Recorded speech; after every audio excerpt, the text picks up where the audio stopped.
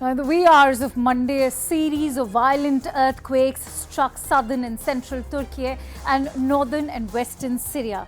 And in less than a week, the death toll has already crossed 24,000. This death toll surpasses the 17,000 that were killed in Turkey back in the year 1999. But these are figures. Here's a ground report.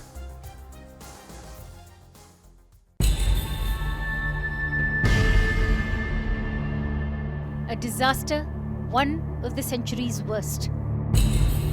With tall buildings now reduced to heaps of rubble. Hundreds of thousands of people rendered homeless, gripped by cold, hunger and despair. Cries for help from beneath the rubble are now falling silent. As helpless relatives wait for aid to arrive, the window to survive is closing. But rescue teams are the only glimmer of hope. Like for this 6-year-old who survived a mound of debris for 80 hours. The Diyarbakir was rescued by locals and team workers in Turkey's Diyarbakir. The White Helmets rescuers saved little Noor.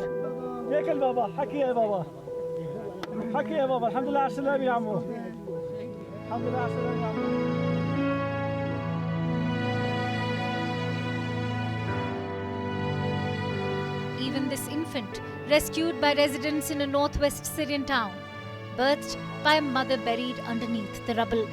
The baby is now in an incubator at a children's hospital in Aleppo's town of Afrin. Rescue crews have been working on a war footing to find survivors, but they are racing against time.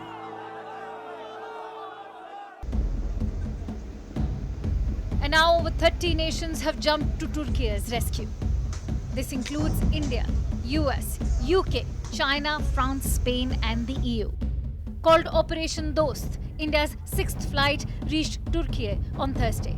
It carried more rescue teams, dog squads and essential medicines. But it's a double whammy for Syria, a country partitioned by conflict and wrecked by an earthquake. Reasons that explain why international aid has been late to arrive. It took until Thursday for the first UN aid convoy to cross from Turkey into northwest Syria. The WHO has already warned of a second disaster if more aid doesn't arrive soon. The UN Secretary General Antonio Guterres has also made a strong appeal to the international community. To provide this assistance, we will need two things. First, access. Roads are damaged, people are dying. Now is the time to explore all possible avenues to get aid and personnel into all affected areas.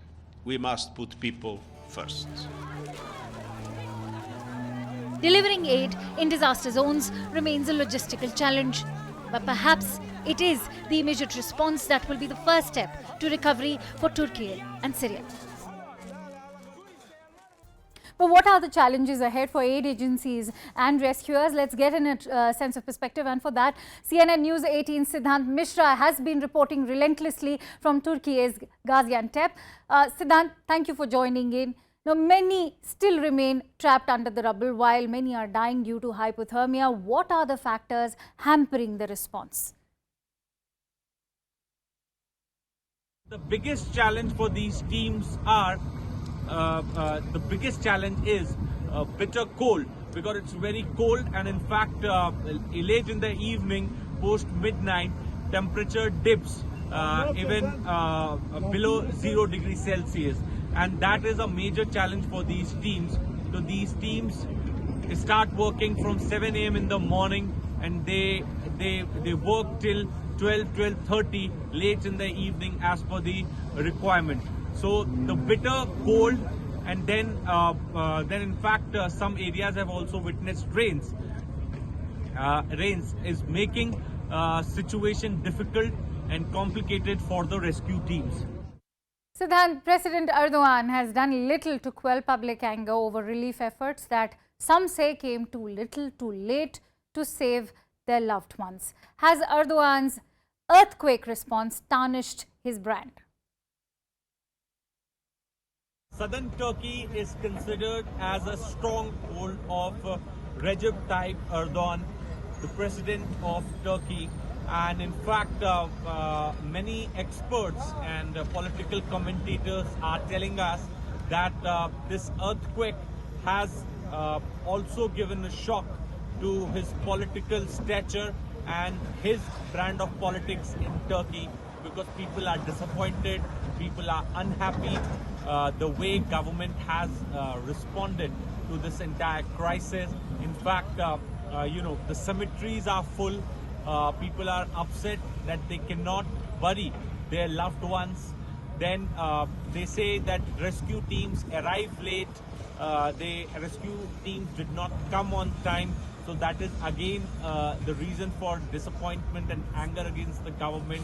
Then, since this entire area is earthquake-prone area, there have been multiple times when government has made stringent laws, stringent building laws. But people are upset that when stringent building laws are in place, then how come so many buildings have collapsed in 7.8 magnitude earthquake?